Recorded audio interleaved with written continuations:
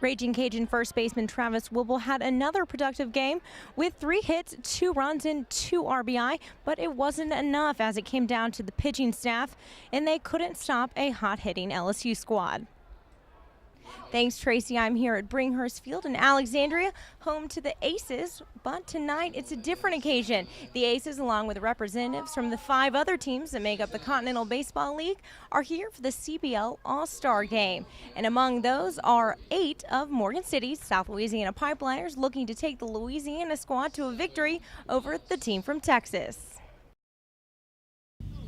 For football powerhouse Patterson, the NATA's suggestions won't cut down on their practice time. Jack's head coach Tommy Mitten says they take full advantage of the LHSAA's allowance of summer workouts. But he adds, with these sweltering temperatures, waiting until official preseason practice to acclimate is too late. If they're not working all summer, even that with this heat is going to be too much. The Jacks work on strength training and conditioning all spring and summer and use 7-on-7 games to work on their passing game and defensive coverage. But there's also a hidden agenda.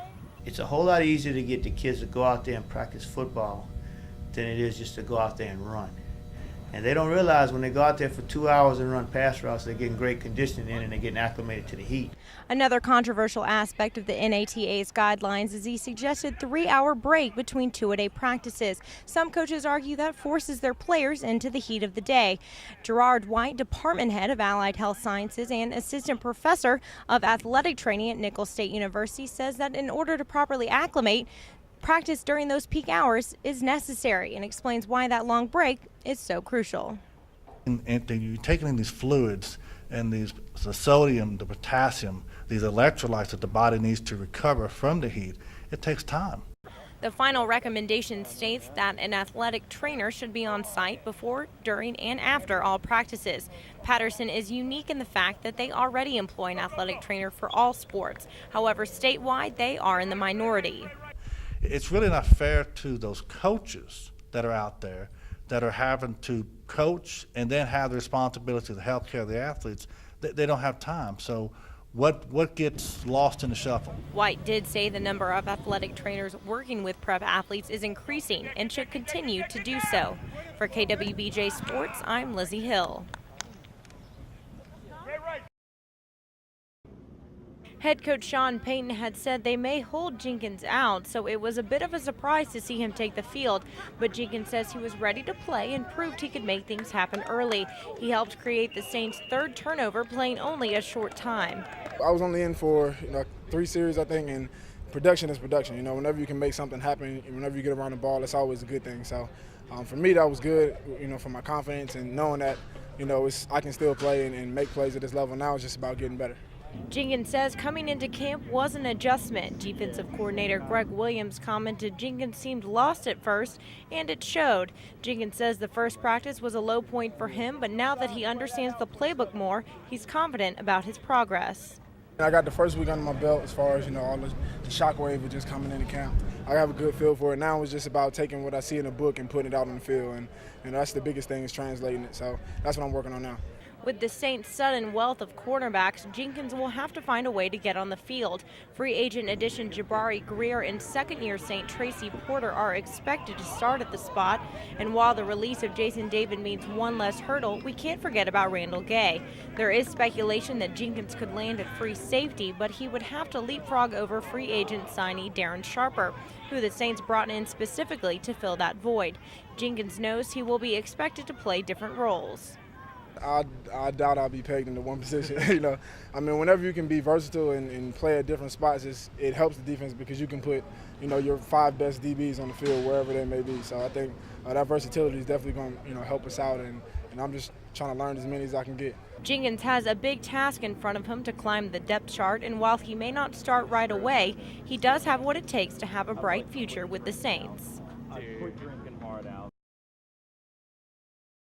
With the help of NBA rookie and former LSU Tiger Anthony Randolph, the Golden State Warriors handed the Hornets a stunning loss. A win would have moved New Orleans into 4th place in the West, but instead they fell to 6th, a half game behind Houston. Randolph matched his career high with 20 points and added a career high 15 rebounds. Chris Paul and David West both put up big numbers, but it wasn't enough to carry them to a victory. New Orleans trailed by 15 points in the first half, 9 at the break, and was behind 70-58 midway through the third, but West went to work and got it close, scoring 10 straight. There's a bucket right there to bring them within 8. CP3 taking it in, finds West, and West finds the hoop for another 2. And Paul finding West again, he takes it in, puts it up, looking like it won't quite make it, but bounces off the rim and in for 2. And Paul ending the quarter, drives it in and finishes with the layup, and that would get the Hornets within 3 points. Starting the fourth off right, Rasul Butler bounces off the defender for the feed to West, and West gets it done again. New Orleans took a very brief 1-point advantage after a couple of free throws, but former LSU Tiger Randolph gets the bucket and takes the Warriors' lead back. And Randolph again getting the layup under the hoop and stretches Golden State's lead to 4 this time. The Hornets would get within 1 twice midway through the final period, but West right there with one hand. And Paul would get them close again with style, but style points didn't quite cut it. In the end, the Hornets couldn't get it together and fell 111-103. Paul poured in 43 points and 9 assists, and West added his 25th double-double of the season with 31 points and 14 rebounds.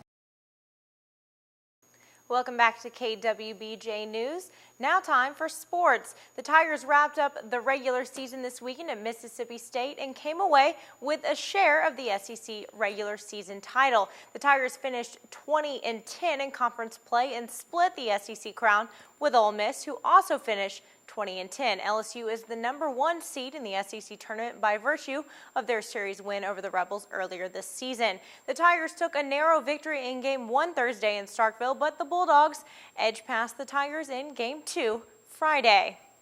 LSU trailed 7-3 going into the 9th inning, but mounted a comeback just as they did in Game 1. MSU starter Nick Rout walks right fielder Jared Mitchell and catcher Micah Gibbs, and that would set the stage for freshman shortstop Austin Nola. He steps up and delivers an RBI single into the gap in left center field, and that would get the Tigers within 3.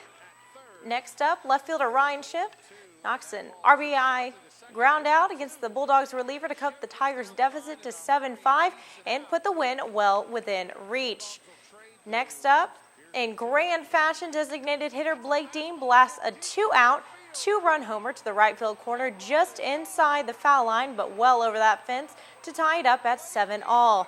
And a pair of singles from DJ LeMahieu and Tyler Hanover kept the inning going, but Leon Landry grounds out to first to end the frame and give the Bulldogs a chance to answer. And they responded with a bases-loaded single from designated hitter Cody Freeman off Tiger closer Matty Ott. Ott is charged with the loss, dropping his record to 3-2 on the season, with the Tigers' 8-7 loss. The loss drops the Tigers to 19-10 and made Game 3 essentially a must-win if they wanted a share of the SEC crown.